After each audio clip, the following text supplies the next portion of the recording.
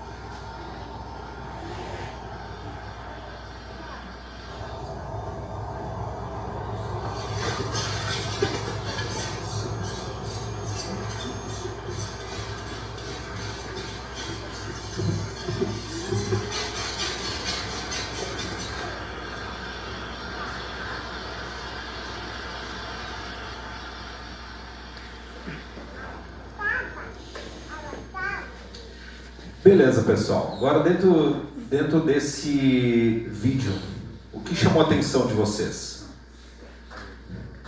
Várias. O que chamou a atenção?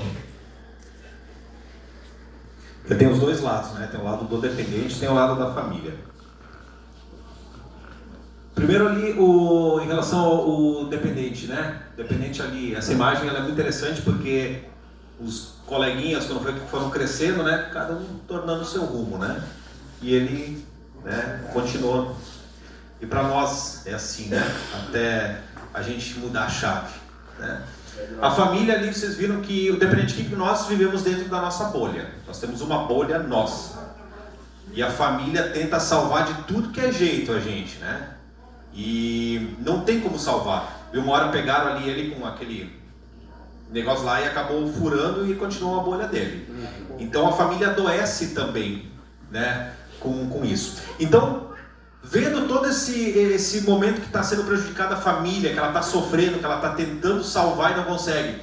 Então permanecem desta forma as perguntas sobre o que teria influência, por quê, né, essas escolhas tão impróprias dos codependentes e como eles conseguem conviver com essas disfunções que envolvem a vida do dependente químico, né? A vergonha, as privações, as críticas constantes e tantos outros abusos. Por que a família age dessa forma? Daqui a pouco a gente vai passar sobre as fases da codependência também, tá? Olha só, o Forward enfatiza, por sua aceitação, os codependentes, ou seja, a família, dá a entender que sempre estarão por perto para lidar com os danos do comportamento destrutivo dos seus parceiros. Mesmo que a família se chateia, que lamenta, que reclama, que ameaça se separar, ameaça deixar o filho fora de casa, né? Eles dificilmente tomam uma decisão para fazer isso, eles dificilmente fazem isso, mas eles ameaçam, né? Quem aqui já teve, ou tem uma esposa, quantas ameaças, né? Ó, vou me divorciar, vou me divorciar se não parar, né? Mas nunca toma essa decisão, até que chega uma hora que não anda mais, né? Então, nós precisamos sim, essa família disfuncional, a gente precisa acolher, e a família que sofre, nós precisamos ajudar também. Irmãos, ajudando famílias também, dependentes químicos e famílias nessa sobriedade de vocês, tá? Então o curso também é para isso. Vamos lá. Ontem a gente falou sobre as fases da dependência química, né? Começa com a negação, eu não sou dependente, eu paro quando eu quiser e tal, né? Mas também a codependência também tem fases, como por exemplo a primeira fase é a negação. Claro que os anos são muito variável, né? De 3 a 5 anos, mas quando a família não entende. Tem mãe aí que não sabe se cheira cocaína ou fuma maconha, né? Ou vice-versa. Então ela não sabe, né? Mas é a fase da negação, quando a mãe daqui a pouco... Gente, sempre quando eu usar o exemplo mãe e filho, é codependente e dependente químico, tá? Mas pode ser com o marido, pode ser com o irmão, pode ser com o pai, pode ser com um amigo, pode ser com o acolhido, o pastor, pode ser codependente também, né? Enfim, né? Eu vou dar sempre o exemplo mãe e filho, tá? Depois vem a segunda fase, a depressão, o sentimento de desamparo e tristeza profunda, perdendo a esperança da mudança. Quando bate aquele desespero, não estou conseguindo salvar meu filho, o que está acontecendo? Né? A terceira é a barganha, a negociação. Tem um caso de uma mãe lá em Blumenau, que o filho estava exagerando, estava passando os limites, né? E ela falou assim, filho, vai para um tratamento, vai buscar ajuda. Se tu ficar pelo menos 3 meses lá, a gente vai tirar uma moto quando tu sair. Se ficar 6 meses, nós vamos tirar um carro. Completo o tratamento lá era 6 meses, 6 meses nós vamos tirar um carro. Ele escolheu a moto e fumou a moto depois. Não mudou nada, né? Mas por que ele vai? Qual o objetivo que ele vai para esse tratamento? Pelo que ele ganhou, né? Então, é a barganha. A família tenta negociar. Tem mães que vão buscar droga para o filho usar em casa. Porque, gente, qual é o grande medo da família? Qual é o grande medo do ser humano? A morte, né? Para quem está convertido aí, é a esperança, né? Mas o grande medo da família justamente é perder vocês. É que vocês morram, que não tem mais chance. Então, dentro desse amor, a família tenta salvar o dependente químico. Só que não vai conseguir salvar. E a gente vai falar um pouquinho de como é o certo agir nessa situação, tá? Mas aí vem essa terceira fase, a barganha, tenta negociar. E às vezes até com Deus. Deus, se tu tirar meu filho das drogas, eu vou fazer isso, né? A quarta fase vem a raiva, e vê que a barganha não dá certo, ele saiu da comunidade e recaiu de novo. Aí vem a facilitação, minimização, controle, assumir responsabilidades. Quantas vezes daqui a pouco alguém está lá sob o efeito da droga ou do álcool e sofre um acidente de carro, bate o carro e fala assim, meu Deus, o que eu fiz? Olha só, bati o carro. Aí vem o papai e a mamãe e fala assim, filho, vai para casa, deixa que eu resolvo. Que mensagem eu estou passando para o dependente químico? Eu posso continuar. Exato. Pode ir, né? Ou então o que acontece muito é pagar dívida, né? Ó, teu filho está devendo, paga e paga e paga e paga. Qual é o grande medo? A morte, né? Daí ela continua com essa atitude, né? Assumir responsabilidades, compactuar, ou então proteger, né? E a quinta fase, a aceitação. Aceita e trata a sua codependência. E o grupo de apoio ele é para isso, para entender sobre codependência. Eu vou dar o exemplo da Gonda. A Gonda é uma mulher lá de Maripá, no Paraná. Uma mulher muito querida, ela já fez... ela está fazendo, eu estou dando um curso online, né? É o terceiro curso que ela está fazendo comigo, esse curso aqui. Ela fez lá em Mercedes, divisa com o Paraguai, depois ela fez em Maripá e ela está fazendo online também. A Gonda é uma mulher de uns 70 anos, né? Muito sábia, empresária. E ela tem um filho que é arquiteto, que entrou no mundo das drogas, né? Muito inteligente. E ele acabou entrando no mundo das drogas, entrou no crack, foi lá para a cidade de Cascavel, fica 1 hora de Maripá, e ela totalmente doente. Ela mandava dinheiro para ele, comprou móveis para a casa dele lá, e ele vendeu todos os móveis, vendeu tudo, toda hora pedindo dinheiro. E as irmãs dele, as outras filhas da Gonda, elas logo entenderam que tinha que botar limite nele. E ela não botava, porque era o queridinho, o filhinho, queria salvar o filho, né? Até que um pastor foi lá e falou que ela estava agindo de forma errada, ela precisava participar de um grupo de apoio. E ela começou a ir no grupo de apoio, e no grupo ela começou a entender que ela era codependente. E não é um processo fácil, é difícil a família parar, cortar, né? Fechar as torneiras, né? Mas ela entendeu que ela precisava. Daqui a pouco ela parou de mandar dinheiro, o filho ligava, pedia, e ela, ó filho, eu estou aqui para te ajudar, se tu quiser ir para um tratamento eu vou te ajudar, mas eu não vou mais mandar R$1. E ela conseguiu se libertar disso, e ela entendeu que ela estava fazendo tudo errado, ela estava, né, prejudicando o filho em vez de ajudar o filho, né?